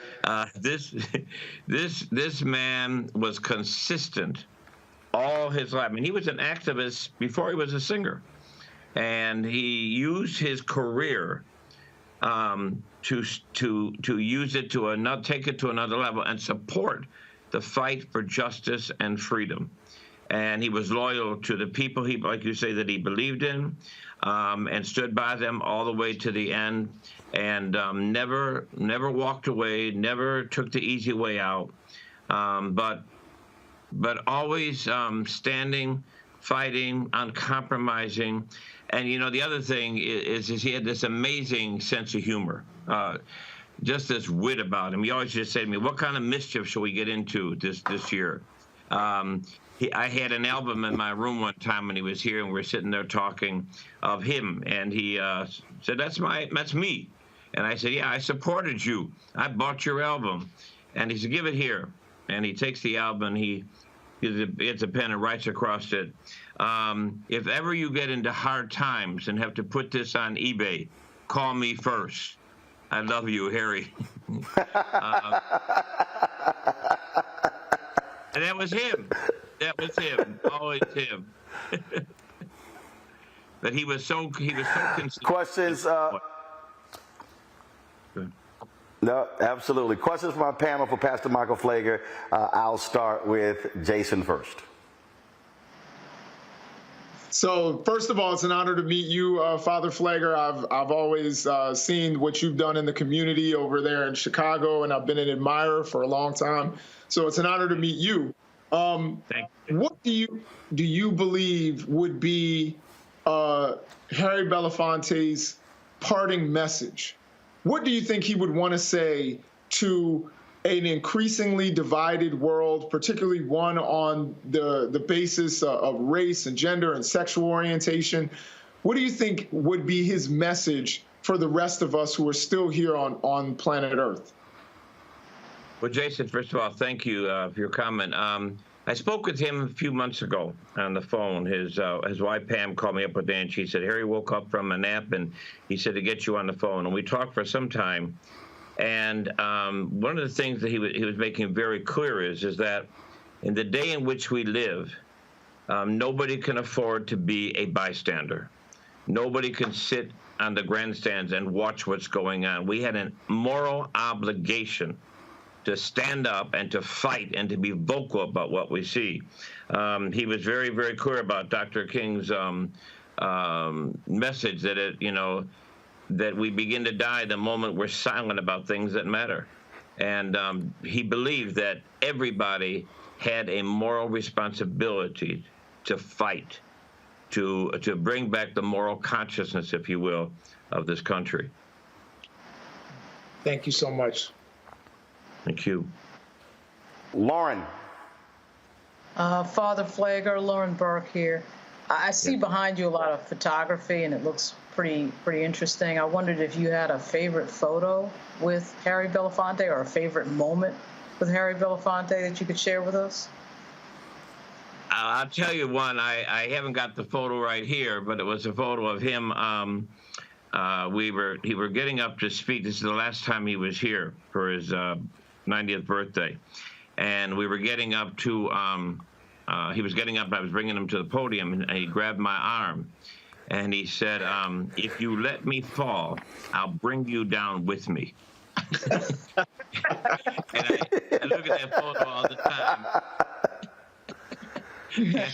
It just reminded me that even in the moment getting up to speak, in the moments of in the midst of a program, he was the friend. He was the man who was serious and who was also had a great sense of humor and was just uncompromising in what he believed. Thank you. Greg Carr. Thank you, Roland, and thank you, Father Pfleger, for everything you've done over the years, what you continue to do. Thank you for always looking out for our Howard students when they've come out there for Alternative Spring Break Chicago. I think about young Melick Thomas and so many others that you've worked with over the years. Absolutely. Thank you for that. One of the pictures that we've seen several times with you and Mr. B is with your brother and comrade, Jeremiah Wright, Jr., and it raises a question in my mind. Something that, Roland, when you said, he packed all this life into 96 years and all this work, to use the word packed, I think is appropriate. And so my question to you is about Harry Belafonte's inexhaustible energy. It's a question I have of Baba Jeremiah when I talk with him. It's a question I want to ask you. Where does this inexhaustible energy come from? This capacity to just work all the time. Could you help us maybe with some insights, not only about Harry Belafonte, but with yourself? This struggle that would seem to just wear you out, but you just seem to be getting stronger, and he did as well. Well, I believe, I certainly know with my friend and my pastor Jeremiah, and I believe with Harry. Harry was the one that would often attend church a lot because he said he had actually stopped going, and he said, and Dr. King brought it back into it, and he used to say, "I'll come to your church." I remember when I was speaking out at Riverside in New York, he showed up out there out of surprise, but it was his faith. He was a deeply rooted man in faith, and I think that's the same thing with Jeremiah, same thing with me, is that, I read the end of the book. Justice wins, love wins, peace wins. And I always tell people, and Jeremiah and I joke about this often, that because of my faith, I'm a prisoner of hope. And even though you get discouraged and you get down, and sometimes it's painful, and you cry and you weep, you get back up because, like Muhammad Ali said when he was lying on the floor of the boxing ring, the ground is no place for a champion to be. And you get back up and you fight, and because if you know that this is temporary, and this isn't the end of how it's going to end, then you get up and you keep fighting and you keep niching away. It's a marathon race. And I think one of the problems, we just add this, I think one of the problems today is everybody wants to see everything happen right now. And when you don't see that, you get frustrated and you submit, or you assimilate, or you just quit. And Mr. B and I used to speak often about the fact that when you really are a person of faith, and when you're really committed to the fight of justice, you understand your job is to pick up the baton in your season, plant the seed, and know somebody is going to eat the fruit off that tree. You don't have to see it, but you do it because it's the right thing to do. And Mr. B was one that always used to say, to me, we do what we do because it's right, not because it's convenient, not because there's going to be some reward from it, but you do it because it's right. And I just believe that, and I think Mr. B, and up until he's 96 years old, as well as Jeremiah still today, you get up and you fight because you know the end of this is a win. Yes, sir. Thank you. Thank you, sir. Pastor Michael Pfleger, always great to see you. Great to share with you. Your final takeaway before I go to break. Well, I think the last thing I really want to say, Rowan, is that Mr. B and I spoke about this often, that we have to raise up Harry Belafontes. We have to raise up Rosa Parks. We have to raise up Martin Kings. We have to stop waiting that somehow this is going to magically happen. It's going to happen because we all decide that we are going to take up that mantle. The best way we honor Harry Belafonte is to take up his mantle, take up the fight. I agree 100%. Good to see you, my friend. Pastor Michael Pfleger, always good to see you. We'll connect next time I'm in Chicago. Yes, sir. Peace. All right, you take care. Folks, got to go to a break. We come back, we'll chat with Mr. Louis Farrakhan, who will share his thoughts and reflections about Harry Belafonte. Next on Roland Martin Unfiltered on the Black Star Network.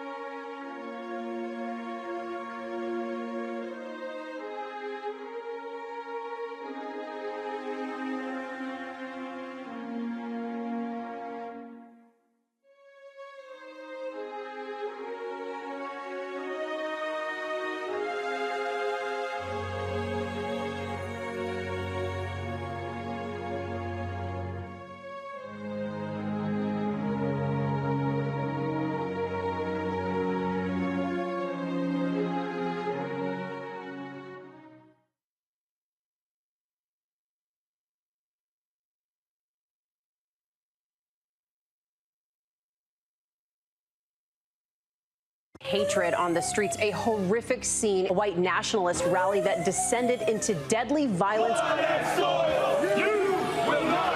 White people are losing their damn minds.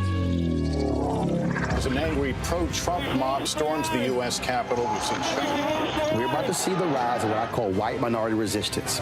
We have seen white folks in this country who simply cannot tolerate black folks voting. I think what we're seeing is the inevitable result of violent denial. This is part of American history. Every time that people of color have made progress, whether real or symbolic, there has been what Carol Anderson at Emory University calls white rage as a backlash. This is the rise of the Proud Boys and the Boogaloo Boys. America, there's going to be more of this. Here's all the Proud Boys, guys. This country is getting increasingly racist in its behaviors and its attitudes because of the fear of white people. The fear that they're taking our jobs, they're taking our resources, they're taking our women. This is white fear.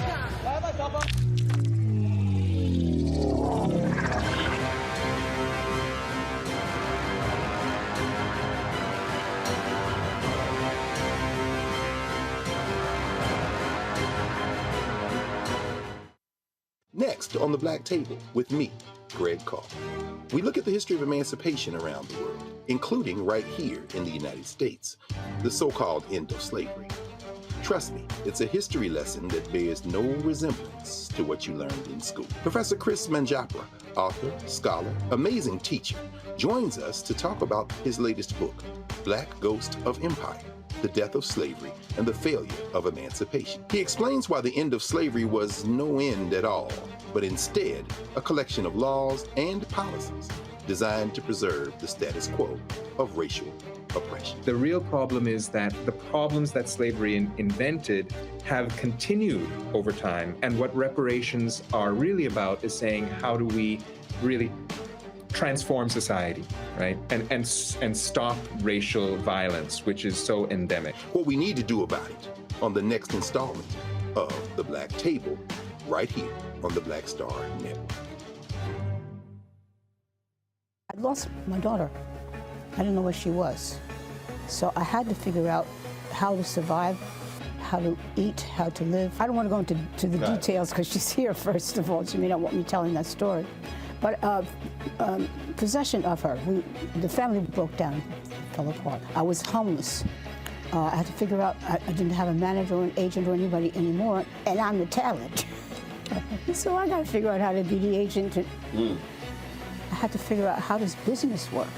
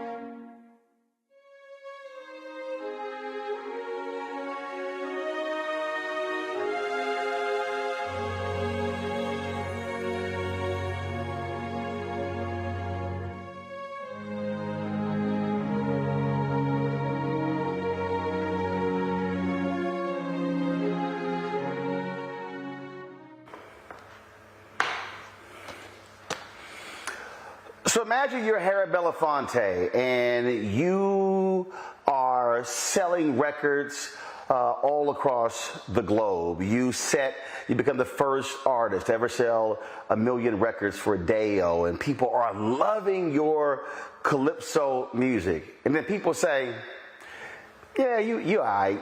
There's a guy in Boston who sings way better than you named Gene Walcott.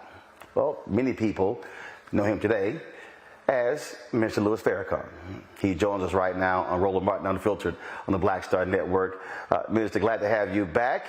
So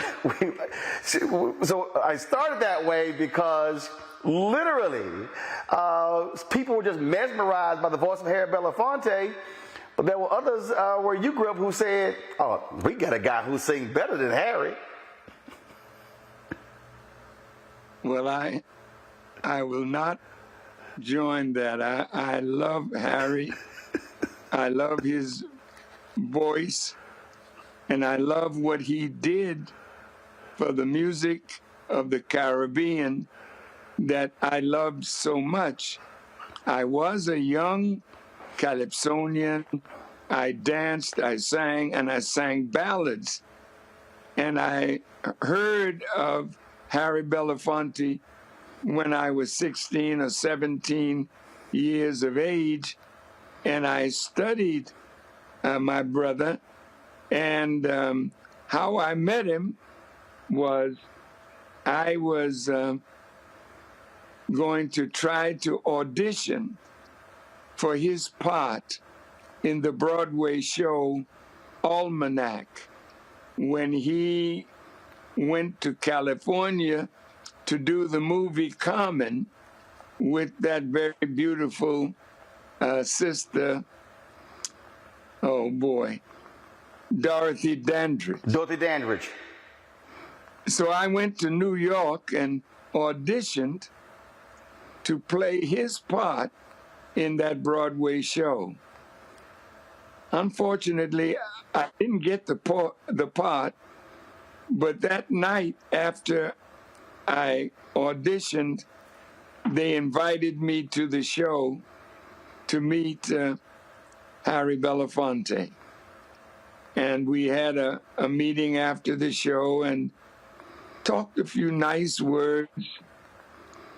But for me, Harry Belafonte is about the best of the Calypsonians because he made Calypso popular in the United States of America so that all Calypsonians, including myself, had a broader audience to sing for or dance for or play for.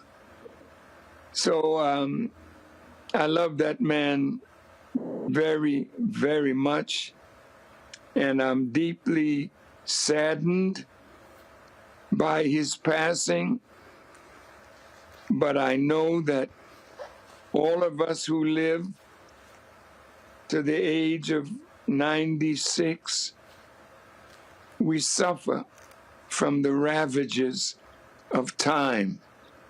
And it's only a matter of time before time that brought us into the world, time will take every one of us out.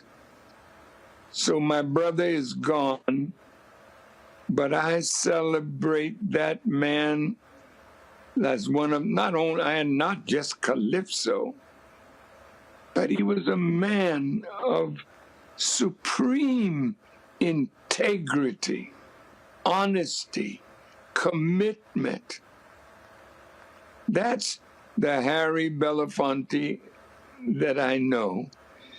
And the last time I had a chance to talk with him, Brother Roland, was maybe a few months ago. I asked one of my helpers to get in touch with his daughter, Gina, that I might be able to say something to him. And I persisted, and finally Harry Belafonte came on the phone and he said, Farrakhan, why are you desirous of talking with me? What is it? And I said, oh, Brother Harry, I just called to tell you how much I love you and how much I thank Almighty God for your mother and father who brought you into this world. And I thank God for the gift that he gave you that you have shared with millions. And I just was getting old, and I know you're a little older than I am. So before time took me or time took you, I just wanted you to know from the depth of my heart that I love me some Harry Belafonte. My wife loves and adores him, my children. And so we're a part of the fan club, if you will. But more than that, that man to me came from God. Only God gives life. Only God fashions life. And I can say this to you, Brother Roland, that you are fashioned by God, and that's why you can't be any different than what you are. You are a fighter using your gifts to make life better for those who would hear you, listen to you, and follow the counsel of you. And so Harry is that to me, and I shall miss him terribly. But thank you for having a program like this that Father Pfleger and I could be blessed to come on your show to talk about a man that both of us love. The moment I heard of his passing, I called Father Pfleger because it was Father Pfleger when I was on an operating table in 2007 for 14 hours, which gave me what they call a pelvic exoneration. Many thought that I had reached the end of my days. And Father Pfleger brought my idol, so to speak, to the hotel, to the hospital to greet me. And from there, we've had many, many wonderful conversations. Going to a break. We come back more with Mr. Louis Farrakhan. Day 3 remembrance of Harry Belafonte, folks, who passed away on Tuesday at the age of 96. You're watching Roland Martin Unfiltered on the Black Star Network.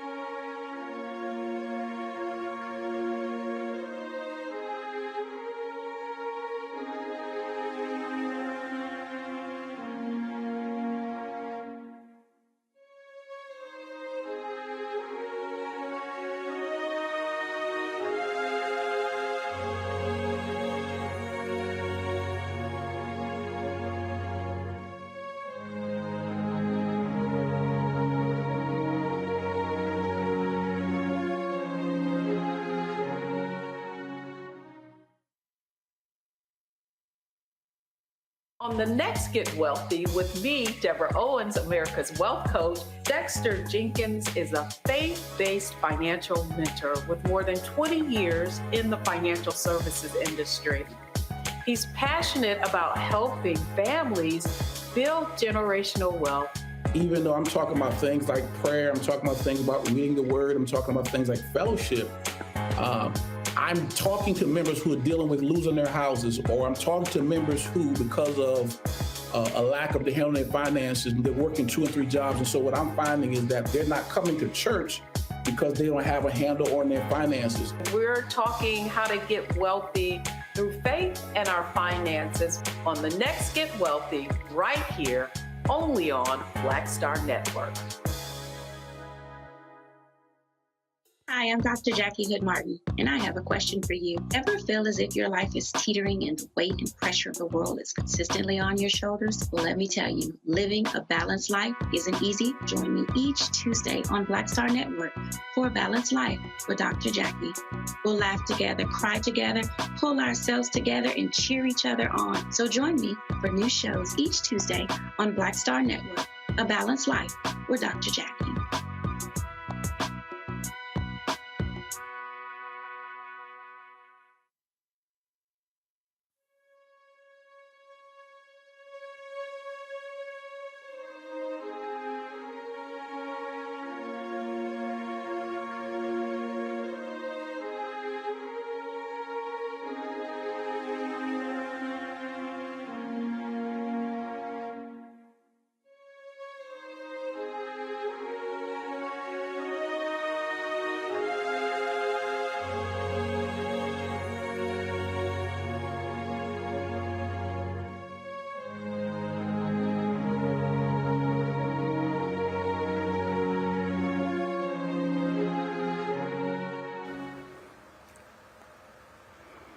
Welcome back. We continue our conversation with Minister Louis Farrakhan with regards to the passing of Harry Belafonte. Mr. Farrakhan, so you go from Gene Walcott, you link up with Elijah Muhammad, you join the Nation of Islam, you become you come into the Nation of Islam, and while the nation had its view of the civil rights movement and what black folks should be doing, here you had Harry Belafonte, who committed himself to following Dr. King. As you think back during those days, what were you thinking as here he was on the front lines with Dr. King, and you growing and being shaped and formed in the Nation of Islam with Elijah Muhammad? Well, to look at my brother, I never saw him as someone different because he focused on the civil rights question with Dr. King. I disagreed with Dr. King as a student of Brother Malcolm and the Honorable Elijah Muhammad. But you know, as time went on, I grew to love Dr. King. I grew to understand more the struggle of the Christian family as they pursue justice in America. And so Harry, to me, was this moral human being. I heard Father Pfleger talk about his hurt over being rejected after he had helped Mrs. Coretta Scott King and the King family after Dr. King's passing. He's a man of extreme integrity and deep and profound love. And when you're like that, you could hear it in all his songs when he was like a folk singer and a calypsonian. All the heart that he put into his music is what he put into the words that he spoke for justice for our people. And I was so struck by Brother Harry when he was with Dr. King in the closing years of his struggle for justice for us. And he was looking at Dr. King one day, and Dr. King seemed rather melancholy. And he said, "Martin, you seem so melancholy. Why are you so sad?" And Dr. King said, "I fear that I'm integrating my people into a burning house. That burning of America is going on as this program is going on, and we see and are living in and a part of watching the unraveling and the fall of the greatest nation on this earth in the last 6,000 years. So I admired Dr. King. I admired all of those that fought with him, not against him, but with him for our civil rights. And we would not enjoy the things that we enjoy today, some measure of freedom, some measure of political sagacity and power or office that we hold, if there were not a Dr. King and a Harry Belafonte and a Jesse Louis Jackson. So when my brother Jesse said he was going to run for president, I had just spoken at the 20th anniversary of the March on Washington, and Reverend Jackson invited me to a church where he was preaching that night. And when I listened to him afterwards, he said, "Farrakhan, I would love for you to help me in my struggle to become the nominee in the Democratic Party for the presidency of the United States." And I told my brother that I will talk it over of the nation and I'll get back to him. And I did what I said, and I became a surrogate speaker for Reverend Jackson and the movement that he so brilliantly led as he moved toward becoming the first black president of the United States. Reverend Jackson introduced me to the beauty of the black church. And because of Reverend Jackson, and because I loved Dr. King and loved Reverend Jackson for taking that bold step, and then he was assaulted. And since we had the FOI, the male members of the nation, with me and with us, we put them behind Reverend Jackson to protect him and his family. And that's how my controversy with members of the Jewish community began. I joined Reverend Jackson, and I saw an atmosphere being created by the media that could have had Reverend Jackson assassinated. And I reached out to members of the Jewish community, and I told them, we can stand to lose an election, but we can't stand to lose our brother. And that's when I was called a new black Hitler and the dance of death began.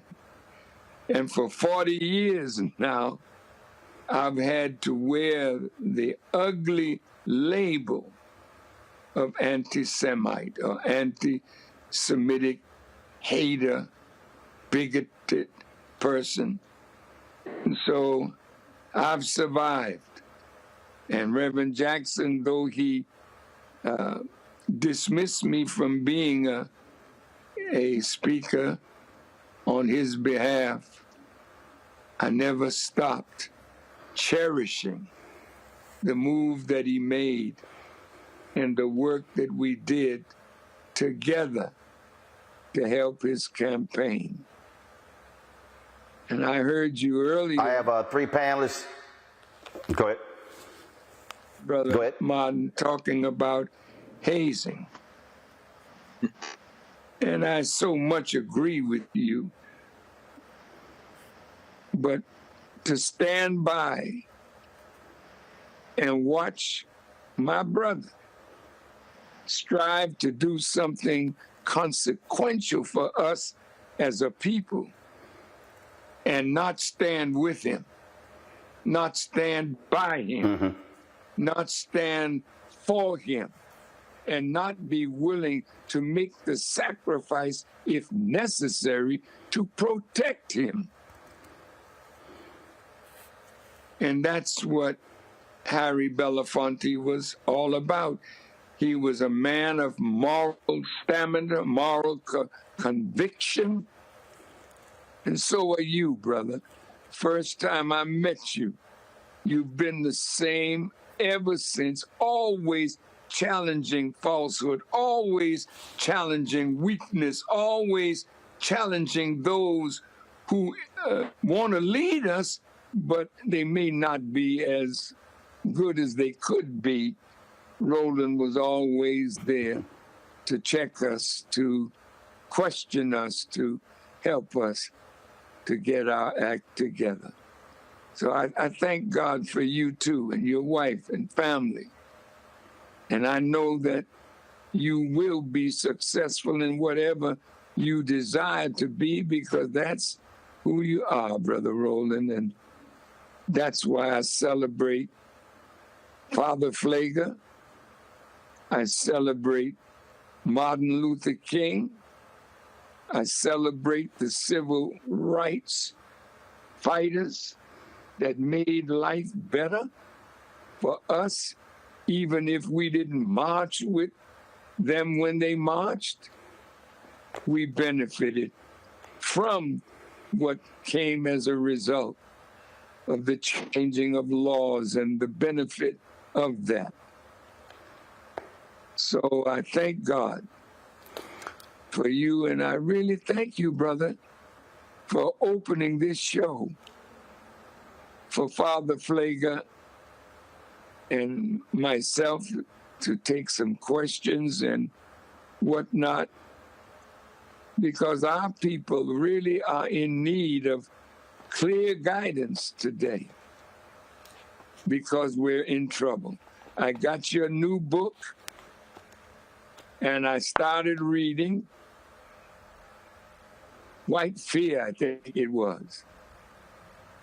And they're terrified at the rise of Black people. And the more we rise, the worse they manifest as an enemy to our rise by what they do to turn the clock back from the Supreme Court to the local courts, from the FBI to the local police. We suffer, but that soon will come to an end. Our time is short, but today is the birthday of Dr. Greg Carr at Howard University, and so I want to give him an opportunity to ask a question. Roland, thank you, brother. And Assalamu alaikum, brother minister.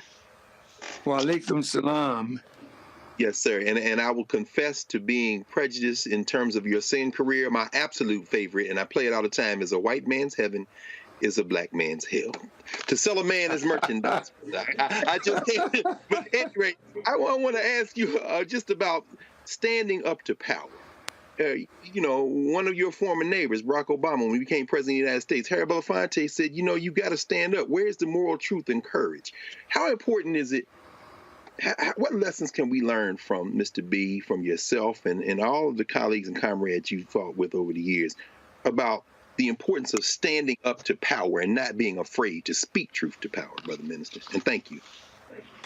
Thank you for your question, my brother. You know, dear brother, there's a verse in the Bible that said, perfect love casteth out fear. One of the great enemies of our speaking to power is our fear that if we speak too straight, too strong, too black, we'll lose some advantage that we have gained from friendship from white people or Jewish people or people of substance who have opened the door for us. I wouldn't be known all over the world if it were not for the Jewish people who felt so terrified that a black man would stand up and not bow down. A black man would be critical, not hateful, but critical, and not apologize for telling the truth. When you love deep enough, Brother Roland, speaking truth to power becomes easy, and every day that you love deeper, you preach stronger. Every day that you love deeper, you become one with God and one with the truth and one with the God who is love. So that's what makes Harry so great. He's in love with justice and truth and in love with his people. He loves America. He wants America to be better. So he made sacrifices. So my dear brother, deepen our love for self. Deepen our love for one another. We can't claim Jesus Christ and not understand what he taught when the last words that he mentioned before his crucifixion. Love ye one another, even as I have loved you. His whole demonstration was a love for the Father and a love for the truth and a love for the people. And that's why he spoke truth. And unfortunately, when the people said, crucify him, after he made the blind see, the deaf hear, the dumb speak, and raised Lazarus to life, that's the painful part, because now many of us have opportunities that we never had before. We have wealth that we never had before. We have a level of comfort that we never had before. And we've been brought out of obscure lives and put before the world on television. And now the world knows us, but we did not know that they were making us comfortable and giving us wealth and nearness to them, so that one day when justice would come to them and they know that they're going down and they want to take us down with them, then they will call in the chips. So don't get too happy over the money that you got and the fame that you got and the shows that you got and the records that you sell. Let me tell you, he's going to ask you to denounce a good man. He's going to ask you to be of those that are hateful of us. That's right. And if you love comfort more than you love truth, if you love the beautiful home that you may have more than justice, more than speaking truth to power, you will compromise your position to hold on to a material thing that's going to die anyway.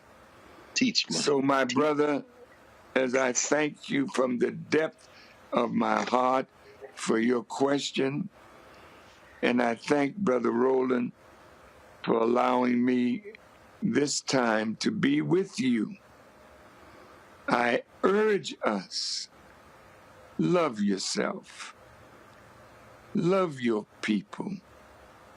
Yes, some of us are just ugly acting. It's true. But it's not because that's the way we are by nature. That's the way we've been made by circumstances. So my job as a student of the Honorable Elijah Muhammad is to look past the fault and look at the need. Suffice the need and you'll crush the fault. Our people need to be loved. Our people need to be taught. Our people need to throw away the blindfold that keeps us ignorant. And after that, we'll be all right. So thank you so much. I know time is running. Thank you. Well, there's little doubt that Harry Belafonte absolutely had a love for black people. Mr. Louis Farrakhan, we appreciate you sharing your remembrances of Mr. B. And 2 weeks from today, you will be celebrating your 90th birthday. So happy early birthday. Oh, thank you so much. I pray that God will bless me to see 90. And may Allah bless you with long life. Keep up the good work, Brother Roland. I know you've suffered a lot just for being the man that you are. But if we can't take the heat and you love to cook, we shouldn't be in the kitchen. So you're heavy in the kitchen. Both I agree. I love you much, Brother Roland. Thank you. I appreciate it. Thanks a bunch. Be well. Thanks a lot. Thank you. To Jason, Lauren, Greg Carr, we appreciate y'all joining us on today's show. Folks, we have spent the last 3 days remembering Harry Belafonte. Anthony, get a shot. They're in our studio. You can see the portrait that I had commissioned of Mr. B. That was actually done it was 8 years ago when I emceed an event for the Gathering at the Apollo Theater. A young artist, she did that. I should have bought that one. They auctioned it off, but when we launched our studio, we commissioned that portrait, and that's why we have the black drape on it. That black drape will stay there until he is funeralized. We will continue celebrating his life tomorrow. We will have a filmmaker who is working on a film on Harry Belafonte, and still, folks, the people are pouring out different messages and videos just talking about the enormity of this man. And so if there's someone who's, and I've had some people hit me up, they said, Roland, you've done numerous specials of many of our ancestors who have passed away. And I will say this, and someone asked, well, why have you done so many different ones on Harry Belafonte? Besides the fact that I knew him, that we had a 12-year friendship, had great respect for him, I absolutely believe that when you talk about historical figures, historical Americans, when you talk about African Americans, I was born 6-7 months after Dr. King was assassinated. There's no doubt when you look at Harry Belafonte, going from Paul Robeson, MLK, Mandela, and so many figures, you're talking about one of the greatest Americans of the 20th and the 21st century. everything that we've done. He deserves and much more. And so we will continue to educate folks today who maybe didn't read about him, who didn't know about him. People didn't even understand that when hip-hop rappers in Cuba were not allowed to rap, it was Harry Belafonte who went to Fidel Castro and told him, you need to allow those young brothers and sisters to do what they do. And a year later, when Harry Belafonte went back to Cuba, those hip-hop artists thanked him because it was him speaking to Castro that freed up the rappers in Cuba. There's so many stories like that that we can cover, and so that's why we do what we do. And this is why black-owned media matters. When you look at the stories that you have heard, we talked about it with Alton Maddox passing away. We've talked about this when Cicely Tyson passed away, when others have become ancestors, mainstream media. Even when Sidney Poitier passed away, they didn't spend time like they did with Betty White talking about their life and career. But this is why black-owned media matters. This is why this show was created. This is why the Black Star Network was created.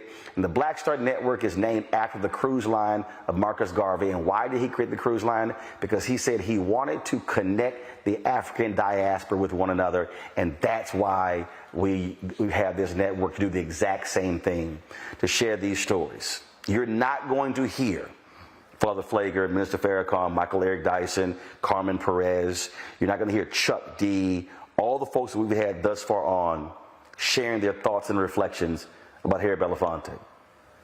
Because they're producers and executives at those networks who decided that, yeah, we know he was a major figure, but he's not deserving of such airtime. For us, he is. Be sure to download the Black Star Network app. Apple phone, Android phone, Apple TV, Android TV, Roku, Amazon Fire TV, Xbox One, Samsung Smart TV. Folks, none of this is free. Your resources make it possible for us to continue to do this work, to do this 5 days a week. We did not get to the Prairie View A&M story because of what our interviews with Father Pfleger. We'll have that tomorrow. When I was at Prairie View today, we live streamed it. We're going to re-stream it later today, where Prairie View A&M is making demands of the Texas A&M Board of Regents. Again, this is why we do this. I was the only media outlet that was there today at Prairie View A&M University. No other media outlet, no other black media outlet, all these so-called new black media people, none of them were there. This is why we do what we do. Support us in what we do, folks. Checking money orders. P.O. Box 57196, Washington, D.C., 20037-0196. Cash App, $RM Unfiltered. PayPal, R Martin Unfiltered. Venmo is RM Unfiltered. Zelle, Roland@RolandSMartin.com, Roland@RolandMartinUnfiltered.com. And be sure to get a copy of my book, White Fear, How the Brownie of America is Making White Folks Lose Their Minds. Available at bookstores nationwide, Barnes & Noble, Amazon, Target. Download it on Audible. Tomorrow, I will be live at 3 p.m. Eastern from Jack Yates High School, where I will be presenting 2 of my annual scholarships to my alma mater. And so look for that on the Black Star Network. Folks, until then, I'll see you tomorrow. Holla.